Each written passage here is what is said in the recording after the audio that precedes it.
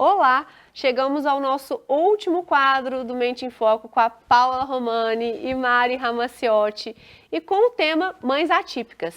Antes da maternidade, existia uma mulher cheia de sonhos, desejos, gostos e planos. Depois da chegada de um filho, muita coisa muda e às vezes, ou muitas vezes, a mãe vai deixando cada vez mais a mulher em silêncio. E hoje nós vamos falar sobre a redescoberta da identidade feminina, a mulher por trás da mãe. Paula, por que tantas mulheres sentem que perderam sua essência de antes da maternidade? Bom, primeiro é por conta realmente que a vida muda demais, né? São novas expectativas, nova rotina. Existe alguém agora que vai depender 100% de você, principalmente nos primeiros anos de vida. E aí o mais difícil nesse meio do caminho é exatamente ela ter que lidar com essa frustração e com a aceitação desse novo momento de vida.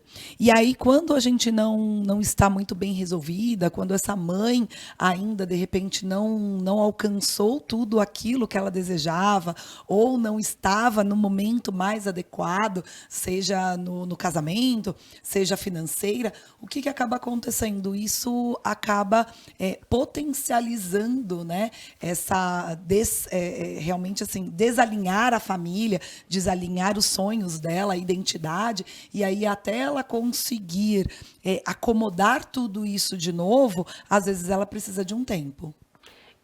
Mas ainda assim é possível sonhar, amar, sentir bonita e viva, mesmo em meio à rotina extenuante? Sem dúvida nenhuma. Eu costumo dizer que tudo vem de dentro para fora. Se eu estou bem dentro de mim, muito bem resolvida, eu estou curtindo e eu trabalho realmente o meu mental e o meu emocional, de que é uma fase, de que é um novo momento, de que são novas descobertas, e eu começo a curtir todo esse processo e me envolvo, me conecto com o meu filho, vou criar novas rotinas onde, né, a gente possa ter uma troca, compartilhar novos momentos, estar em novos ambientes, e a gente já se trabalha, coloca isso como uma experiência de vida, a gente acaba levando isso de uma forma mais leve. E aí, consequentemente, a gente vai olhando para a nossa vida com outras possibilidades também. Então, esses sonhos, com certeza, são muito possíveis da gente, depois daquele primeiro momento de susto, de adaptações, a gente começar realmente a reorganizar e sonhar, planejar. Eu acredito que quando a gente faz esse movimento, tudo é possível. E aí entra o chamado suporte emocional, que é o nosso suporte emocional que ficou todo o quadro aqui. Ele vai continuar ainda, hein, gente? Aí eu queria que a Mariana falasse pra gente como que esse suporte emocional pode ajudar, né, a resgatar essa essência, essa história dessas mulheres. Então, o suporte emocional, o Paçoca é meu suporte emocional. Ele veio num momento que eu estava desafiadora, muita dificuldade de comunicação. Eu empreendi, era fisioterapeuta, mas eu tinha muita dificuldade no falar. Falar de empreender, falar em público, era muito fácil. Olha ela aqui, gente! Na parede, né, dentro de um consultório era fácil. Mas quando eu ia para inúmeras mães e pessoas que eu não conhecia, eu tinha muito medo do julgamento, medo do que iam achar, se eu ia gaguejar, se eu ia falar bem, se eu falaria o correto. E aí o Paçoca veio de uma família atípica, que eu dei a cachorra para essa família, para ele dar o suporte para uma criança que convulsionava muito. E aí ele nasceu comprometido, ele teve torcicolo congênito, teve problema nas patas e eu salvei ele. E ele não veio puro, ele foi rejeitado. Então ele foi ficando comigo, foi indo para o âmbito clínico, e aí as crianças que deram o nome para ele, e através disso eu fui vendo na lei como legalizar para ele vir para trabalhar comigo nesse âmbito, sem perceber que ele estava sendo meu suporte. E aí, ao longo, com as crianças, as crianças não conseguiam tocar nele, tinha umas que tinham problema com pelo, e ele foi entrando devagar, e ao mesmo tempo entrando na minha vida, entrando na minha casa. Então, me deu doçura, me deu responsabilidade de horário de alimentação, de banho, coisa que a gente não tem, ainda mais no agito da vida, com 4 clínicas, essa correria louca. E ele veio me dando outras perspectivas. E foi quando eu parei e vi que eu precisava legalizar ele. E aí eu me deparei com essa lei, que é suporte emocional. Eu sofria muito de ansiedade, tive depressão quando nova. Então, através disso, com a psicologia, pode ser psiquiatra, a gente consegue um laudo e ele tem que estar sempre com a vacinação em dia. Ele fez um curso de adestramento para ele estar legalizado para me acompanhar nos lugares. E isso faz com que a regulação. Então, o que é regulação? Não é só somente em autistas.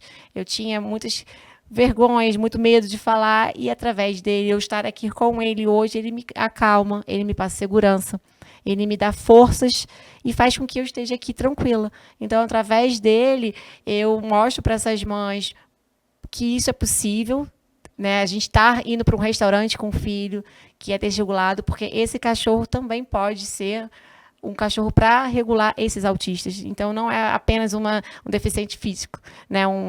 Ele pode ser tudo que você quiser. Então, pode ser crise de pânico.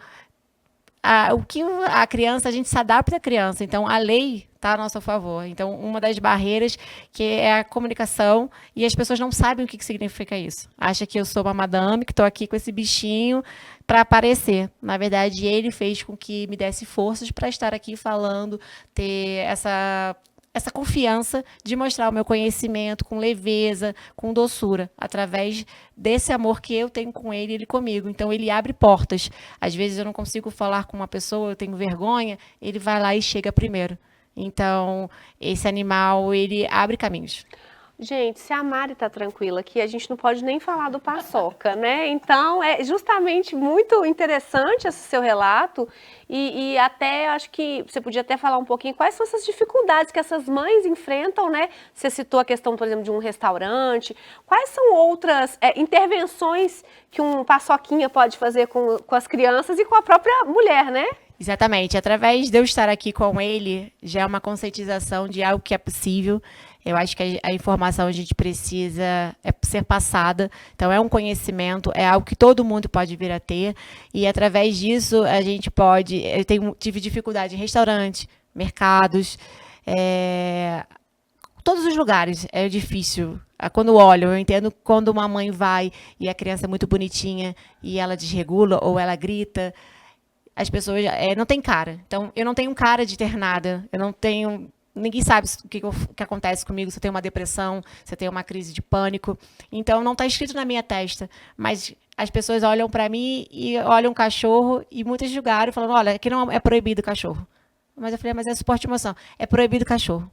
Então, através disso, eu trago ele para representar essa bandeira e para mostrar que isso é possível e que a gente precisa... falar o que pode nos ajudar. Isso é um suporte emocional, mas é para a saúde mental. Então, se ele me faz bem, ele pode fazer bem a muitas pessoas. Hoje é um cachorro, amanhã pode ser um outro animal, pode ser um boneco. Isso depende de cada ser. Então, ele foi um suporte emocional para comigo e eu posso ajudar com essa referência. Mas isso não quer dizer que amanhã pode ser um outro bicho, ou um objeto, ou um jogo. A gente vai aprendendo a conviver com as pessoas e dar sentido para elas, mas sempre olhando para a saúde mental.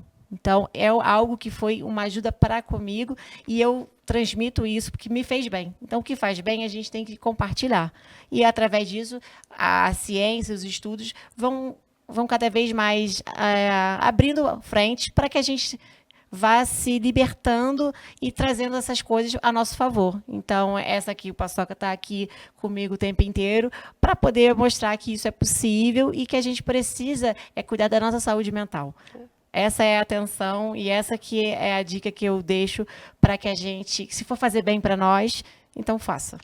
E é uma coisa que eu falo muito também, é que esse universo, né, atípico, eu acho que a gente precisa, você falou que assim, não está escrito na testa de cada um, né? Então a gente, como sociedade, a gente precisa de menos julgamento e mais amor, mais abraço, mais acolhimento, porque às vezes você está ali no supermercado, está vendo uma criança dando uma birra no chão, não é porque ela é birrenta, é porque ela está em uma desregulação.